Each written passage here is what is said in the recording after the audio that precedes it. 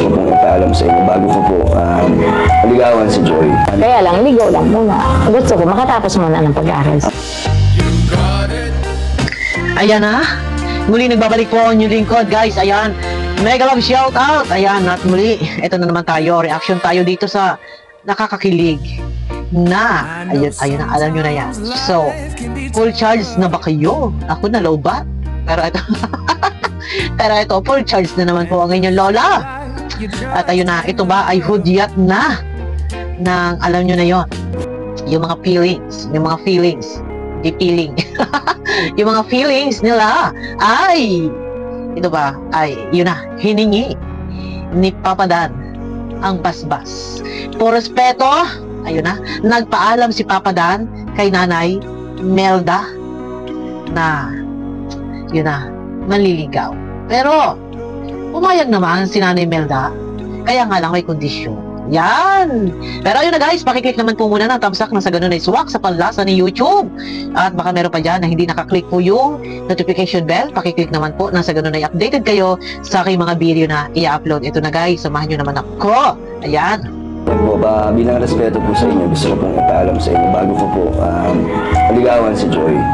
Kaya lang, ligaw lang muna. Gusto ko makatapos muna ng pag-aaral. Okay naman. Okay lang, 4 na taon ako manliligaw kay Joy. 4 na taon hanggang makatapos siya. Wow! Ayun! Pumapayag naman si Nanay Melda. Okay, wala namang problema. Kahit naman noon pa sinasabi ni Nanay Melda, ika nga ay, kung ano man, yung sa kanyang anak, dalaga naman yun, kung nagkakaibigan, nagkakagustuhan, wala naman siya magagawa. Pero yun na, may kondisyon. Siyempre, ang sabi nga ni Nanay Melda ay, ligaw lang muna. Siyempre, magtapos muna ng pag-aaral. Ayan, yung konting video clip lang guys, yung aking pinatitikim. Tikim lang yun.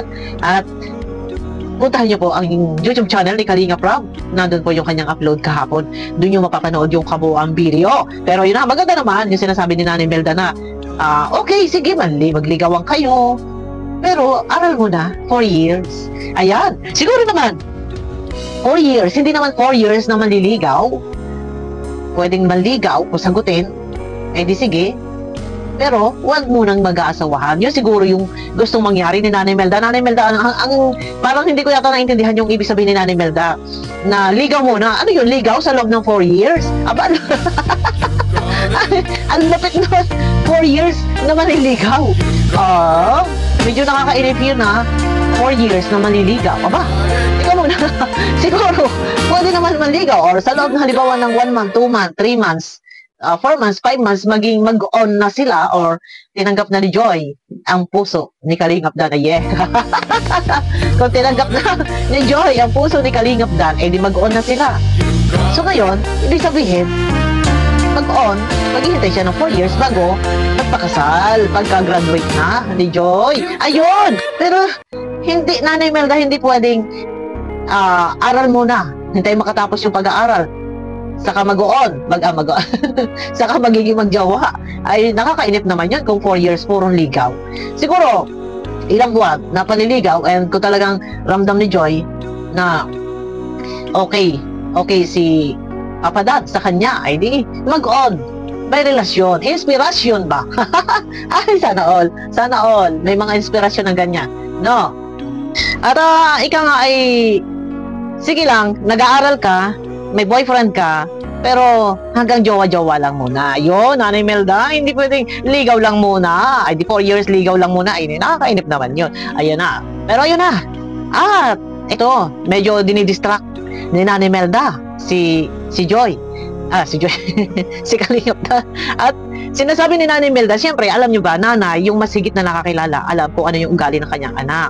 Normal naman, lahat naman tayo, taglay natin, minsan nagtutuyo, nagtutupak, mainit ang ulo, yan. At dinidistract ni Nanay Melda, si Papa Dan, sinasabi kung ano yung ugali ni Joy. Pero yun na nga, sabi nga ni Kalingap Dan, ay, kilala naman na, or parang nakikilala na niya si Joy. At sabi nga ni Kalingap Dan, okay naman yung kanyang, yung pakisama ni Joy. Pero sabi ko nga sa inyo, ang lahat ng ugali ng tao, lahat tayo, bawat isa taglay natin ang lahat ng uri ng pag-uugali, ito ay nakadepende po kung paano natin ito inia-apply sa kapwa. Kapag ang kapwa ay masama yung pakita sa atin, expected mo na yan na hindi rin maganda yung balik sa'yo. Pero dahil maganda ang pakita nila Kalingap Rab, nila Joy, kay Papa Dan. Kaya nasabi ni Papa Dan na maganda naman yung nakikita nilang ugali kay Joy. Kasi nga maganda yung pakita nila Kalingap Rab, nila Kalingap Dan kay Joy. Kaya expected na rin natin na talagang maganda rin naman yung pakikita ni Joy sa kanila. Ito guys. Ugali, masama ugali niyan. Masama ugali nito. Pwede na yung alam mo. Masungit yan. Pwede na yung alam mo. Ang tapang-tapang mo, sama ng ugali mo. Yan, maigi na yung alam mo baga. Anak ko. Tama. May sumpong yan. Kasi maigi na yung alam mo lahat. Para wala kang pagsisihan. Alam mo baga, maigi na mamaya.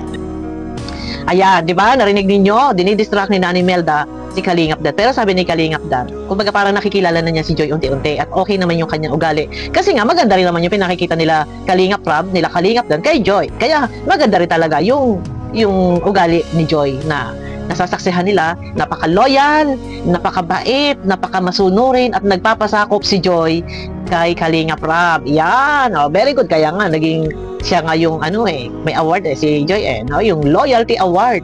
Yan, nakuha yan ni Joy. Pero, ayun na, maganda. Pero ayun na, guys, and hang ako kay Nanay Melda. Medyo parang nakaka-touch naman. Yung sabi niya, na yun nga yung karugtungan noon, na si Joy ay may respeto sa kanya, and sinabi ni Nanay Melda, hanggang sa magpantay ang kanilang mga paa, ay sila'y mananatiling na sa Kalingap. Siguro maalis lang kami sa Kalingap pantay ang paa ko. Hindi kami aalis ng Kalingap. Hindi po kayo alis. Oo, mawawala lang kami ng Kalingap. Pagpantay na yung paa ko. Hindi mo na-gets? Ano po ba yun? Oo, pero hanggat kami nabubuhay, nasa Kalingap kami. Oo naman. Salamat sa akin, sa din. Pag-stay sa Kalingap, kahit ang dami pong pinagdaanan ni Joy. Ayan na, guys, di ba? Nakakatuwa. Dapat merong dapat si Nanay Melda sa yung may award din sana sa mga sa mga loyal sa Kalingap. Natatandaan niyo nung na-prank si Joy noon na nag-iiyak si Nanay Melda doon sa likod ng pintuan. Yon, grabe yon kasi na-prank, masabi ni Joy hindi na siya magpapa-vlog kasi nga focus muna siya sa pag-aaral. Pero hindi alam ni Nanay Melda na yun ay prank lang. Pero ang iniyak ni Nanay Melda, sobra humahagulhol talaga doon sa likod ng pintuan dahil napaka-loyal niya at kumbaga ang kanilang sila ay inilalaan nila yung kanilang mga sarili. Kumbaga, lapat ang loob sa Kalingap. Sobrang nakakatuwa naman itong magnanay na to, si Nanay Melda at saka si Joy na talaga namang tapat na tapat sa Kalingap. Kumbaga, malaki yung kanilang tiwala sa Kalingap. Pagpapatunay lang yan na talagang sa kabila ng lahat ng tulong na kanilang nalasap mula sa Kalingap, yan ay kanilang pinapahalagahan. At bilang nga sabihin natin, yung pagtanaw ba ng utang na loob, hindi man hinihingi iyan ng Kalingap, yung utang na loob. Pero sila ay hanggang magpantay ang kanyang paa, sila ay nananatiling nasa Kalingap. Yun. Napakabait naman ni Nanay Melda, no? Kaya, ayun na. Thank you kay Nanay Melda. Salamat din kay Joy sa pagiging tapat ninyo sa Kalingap. Napaka-loyal talaga ninyo at hanggang sa magpantay na ang mga paa. Kaya naman, ayan guys, mahalin po natin si Nanay Melda, sila Joy, at napakabait po ng magnanay na ito. Yun, ang laki ng tiwala nila sa Kalingap. Pero yun na. No, basta Joy, ano man ang mangyari, magiging masunurin ka lang kay Kuya Rab mo. Ano man ang mangyari, nandiyan nakaakiba talaga ng mga artista, nakagaya mo artista ng Kalingap. So, kahit ano man yung sabihin ng basher sa inyo, ignore nyo lang yan. At darating yung panahon, yan, makikita ninyo sa kabila ng lahat ng mga ginagawa ng basher na yan, aani kayo ng papuri balang araw, yan, no? Ayun na. At Nanay Melda, hindi pwede ligaw lang, Nanay Melda. 4 years puro ligaw. Baka mainit naman ang maliligaw, no? Pero sa bagay ko talaga sila nakatadhana ay talagang kahit ilang taon pa yan, no? Talagang nandyan at nandyan ko talaga sila yung nakatadhana. Pero siguro, baka ibig sabihin ni Nanay Melda ay sige, pwede magligaw, pwedeng maging magkaroon ng relasyon, pero tapusin ang pag-aaral. Huwag mo nang mag-aasawahan. Yan, pag naka 4 years na, ay di pwede na siguro mag-asawahan. Bakit magkapag-asawa agad? Nagpapaalam pa lang naman na maliligaw kasi nga na-date sila baga, nakain yan, na booking tuloy. At sinabi ni Nanay Melda na ayun na nga, kumbaga nag-chat daw si Joy na lalabas sila kakain. Yan, nabuking tuloy. So, doon pa lang, ibig sabihin, nagde-date sila. Lumalabas sila. Ay, Diyos ko. Pero okay lang yan. Wala namang problema eh. Dalagat binata naman eh. Normal naman yun. Kumbaga, date na magkaibigan or magka-love team. Okay lang yan. Normal lang yan. Doon nag-umpisa yun. Kudyat ba yun? Ano kudyat yun? Ayan na. Pero humihiningi na nga. Humingi na nagpaalam na si Kalingap Dan na maliligaw. Ay, di ba kayo noon eh, nagpaalam ka na rin, Kalingap Dan? Matagal na ito eh. Parang nagpaalam ka na rin noon eh. Di ba sinabi nga ni Nani Melda, ay bahala kayo. Kayo na may mga matatanda na. Ay, nagpaalam na naman uli. Baka sa susunod may mapaalam na naman. Ay, kailangan, kainaman na iyan. Ilan na yan na paalaman. Ang pagkakaalam ko ito yung nagpaalam na eh, parang nagpahaging na kay Nani Melda noon eh. Na kung pwede ba raw siya manligaw. Ay, sabi ni Nani Melda, ay bahala kayo. Ay kayo naman ay mga matatanda na. Parang nakalimot yata, pero natatandaan ko yan. May vlog yan, na parang nagpahaging na, nagpaalam na, ayan na naman. Nagpaalam na naman ulit si Kalingap Dan. Ay, paalam na ito. Pero ayun na nga. At may basbas naman na po. So kung nakikita ninyo, yung iba dyan, nakikita nyo nag-date. Okay lang yan, date na magkaibigan yan. Date love team. Para nagkakahulihan ng loob. Ayan. Pero yun, Joy, sabi nga ni mama mo, magtapos ka muna ng pag-aaral. Iba pa rin talaga. Pagka nakatapos ka ng pag-aaral, and magtatrabaho ka, naka-white uniform, yan, nurse, yan, maganda yan, no? Yun na, guys, abangan nyo ako sa aking next video. Tayo ay umpisa na naman ulit. Nalobat kasi ako, guys. Nalobat tayo, pero ayan na, full charge na naman tayo, and tuloy-tuloy. Thank you sa inyo lahat.